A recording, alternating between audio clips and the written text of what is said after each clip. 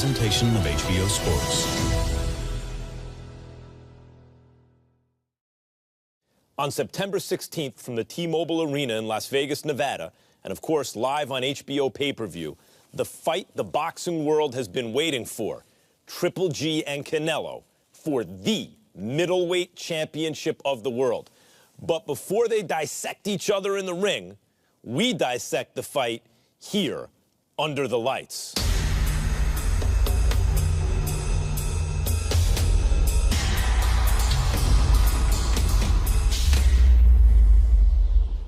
Canelo, welcome. Thank you for joining us. You are the lineal middleweight champion of the world. You beat the man who beat the man who beat the man. And Triple G, I think it's safe to say you're the consensus middleweight champion of the world. You're the guy that people think about when they think middleweight champion because you've beaten up all the middleweights who would get in the ring with you. And, of course, here we have the great Roy Jones Jr., the best I've ever seen do it with my own eyes, to play referee and keep everybody honest. Gotcha. Let's start with you, Canelo. Why do you think there's been more anticipation for this fight than any fight since Mayweather and Pacquiao? Why do you think that is? Creo que por el estilo de los dos peleadores, por noqueadores, somos dos peleadores que les gusta pelear, que les gusta estar en la pelea, y creo que eso para la gente lo que quiere ver es guerra arriba del cuadrilátero, y creo que esta pelea es garantía de eso. When he says because of the styles, do you agree with that? 100%, 100% style, and last couple of years, we're both destroyed anybody, anyone. You like to come at your opponents. You like to go get them. Oh, yeah. And it seems to me that you're most comfortable when your opponent is coming to you, when you don't have to look for him, because you're a natural counterpuncher. Even though you're aggressive, you slip punches very well and counter very sharp. So your strengths play into each other. Roy, do you think their strengths play into each other? I think their strengths are playing into each other is what makes the fight so intriguing, because he's a heck of a counterpuncher. Right. Hell of a counterpuncher. Great head movement. Can stay right there under the gun, make you miss and make you pay. He's an offensive, he's a real offensive force. So it's like you got a guy who wants to offend and a guy who wants to make him miss while he offends. Right. So both of them, their styles, like you said. You have an offensive fight. Exactly right. Your toughest fights, the closest fights you've had, are against guys who like to move and jab, and you won close fights against Lara and Trout, but they were closer than your other fights because they had that kind of stick and move style. That's not his style. So do you anticipate having a target there for your counters? In other words, an opponent who's going to present you with an opportunity to show what you can do offensively? Creo que es muy diferente, muy diferente. Aquí estamos hablando de totalmente un estilo diferente, no un estilo agresivo. Él es un peleador peligroso, es un peleador peligroso porque en cualquier segundo de los 12 asaltos puede cambiar la pelea con un solo golpe. Entonces, nosotros sabemos que esta pelea es la pelea más peligrosa de nuestra carrera. The most difficult. So you fought Floyd Mayweather, Lara, Trout, a lot of fighters, but this is the most dangerous and difficult fight. Esta es la pelea más peligrosa de mi carrera. What about you, Gennady? You just fought Daniel Jacobs, who's a very big middleweight, and he gave you a very close fight for the first time in your professional career. Is this the most dangerous, most difficult opponent you have faced? Yeah, 100%. 100%. 100%, Max.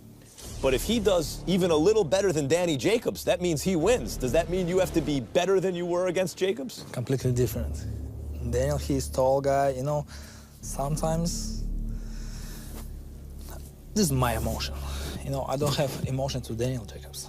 Right now I'm very excited for this fight, for Canelo.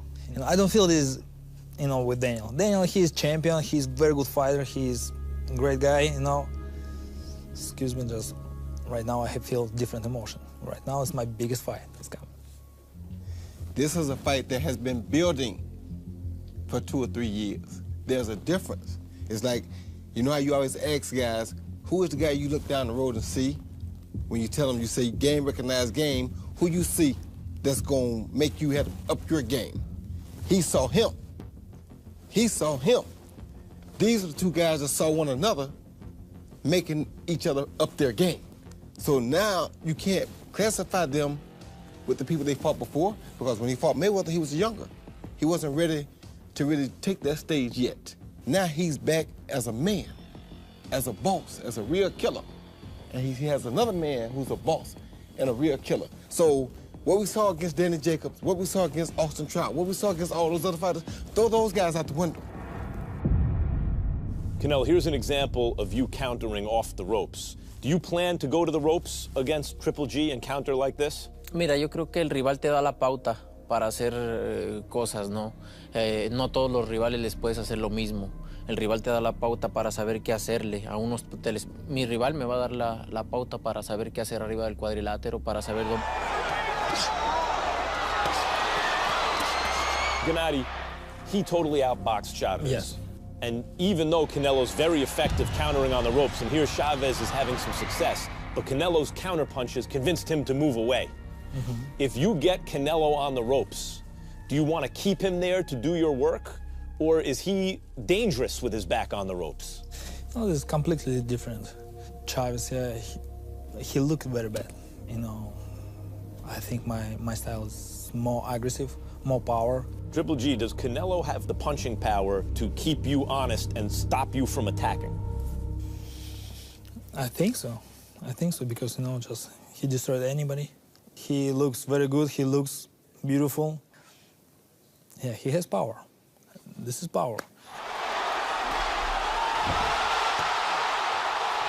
Gennady, it's not just that you've knocked a lot of fighters out. You've provided these iconic moments here against Macklin, the left hand. Everyone remembers the way he was on the canvas from one left hand to the body and he's rolling around on the canvas. Here against Curtis Stevens, the left hook, and this face he makes, like, whoa, what just happened? People remember that scene. Daniel Geale hits you with a right hand, and as you're rocking back, you still come forward with your own right hand and knock him out. People remember that. That's like in boxing history, people remember it. Rubio, you hit him on the top of the skull, and it was like there was a ripple on the top of his head before he went down. So these moments that you've created, people talk about your punching power, but it's not just punching power. You have to get the shot in. The punching power is no good if you don't have the skill to land the shot. What skill do you need to bring to land those kind of punches against Canelo? Wow, it's a good question, Max. You know, I have this very good situation for these guys. Canelo, he's a different guy. He's extra guy. I know he doesn't have, for me, the same situation, the same chance. He doesn't give you the same target. Yeah, right. He's harder to hit. Yes. Canelo, he knows me, and I know him. These guys, he doesn't know him. This is first or second round. It's a surprise for these guys. And Canelo, he knows. It's, you know, he knows every second. You know, this is a different guy. It's a higher level guy. Yes, absolutely. You can't get to this level unless you're a very, very serious fighter. So there's motivation just from inside each guy. But I think there's also motivation for him because he had to hear for 2 or 3 years now, Canelo doesn't want to fight Triple G. He's ducking Triple G. Which position would you rather be in, Roy? The guy who's finally getting a shot or the guy who people were talking about leading up to the fight? They will both equally motivate me, and I'm going to tell you why. I would love to be the guy that's finally getting a shot because after all those years, wow, I'm finally getting my chance. Now I'm motivated. At the same time, I love to be the guy that everybody says, oh, he's ducking him. He ain't ducking nobody. But because he was a smaller guy, he can wait his time, which he did a good job of. But he never ducked nobody. He's been fighting people since he was 15 years old that he shouldn't have been fighting. So with that being said, his motivation is, I know y'all thought I was ducking him, but I don't duck nothing. So they both have equal motivation there. What is at stake for you in this fight, Gennady? Stake? What's at stake for you? What are you risking? What do you have to gain? What are you risking? The way I see it is everyone, and we've been talking you up, and the boxing press and fans have built you up as this monster, and it's too bad none of the top fighters would fight him. If you lose to Canelo, then everyone comes out and says the first time he got a shot, he lost. So just because the fighters were so that's a lot at stake for your career, it seems to me. Why not, man? And if you win, the first time you got the shot, you proved that you were a great fighter. Do you think of it in those terms? Yeah, you're right, Max. You're right. It's true. If Canelo beat me, you know, believe me, he stayed champions long time. I'm very support him. If he beat me. Canelo, for you, I imagine that the first giant fight you had was against Floyd. You were very young, but you lost. This is the next. Cotto's a big fight, too. Of course, you fought a lot of top fighters, but this is like a mega fight. So I imagine what's at stake for you is proving that you really belong in the lineage of great Mexican fighters and great pound-for-pound fighters. I imagine that that is what's at stake for you. Am I right or wrong about that? How would you describe it? En mi mente es la pelea más grande de mi carrera. He sacrificado muchas cosas para llegar a donde estoy y no pienso desaprovechar esto. Amo lo que hago y quiero dejar en el boxeo bien marcado quién es el Canelo, y para mí esta pelea es muy importante. Tengo una obsesión y es el 16 de septiembre salir con la mano en alto. Y eso no me lo va a quitar absolutamente nadie. This fight going the distance? Mira, yo creo que una pelea como esta es difícil de decir si va o no va a la distancia. Es una pelea que tiene mucho porcentaje de terminar por nocaut. This fight going the distance? This is fight in biggest percent to knockout. This fight going the distance? No. Someone's got to go. Somebody got to go.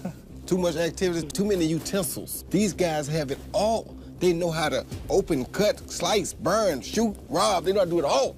Does this start out like Hagler Hearns with fireworks, or does it build like a crescendo, like a Corrales and Castillo? I think it slowly builds, but once it reaches its peak, we got a real action situation at hand. Whenever it starts, it can't stop now because the fire is lit. Now is who has the bigger bombs, who can put the bombs in the right places first. I mean, if you like fighting, or even just if you like violence, not just boxing fans, but MMA fans, football fans, this is the one you can't miss, right? You cannot possibly miss this. If you ever want to see a real fight in your life, it don't get no better than this. Canelo, thank you for joining us today. Triple G, thank you. Roy, as always, appreciate it. That was Under the Lights. And a reminder, next week, the second installment of 24/7 Canelo and Triple G. And the following week on HBO pay-per-view, The Fight, the one you do not want to miss. This has been a presentation of HBO Sports.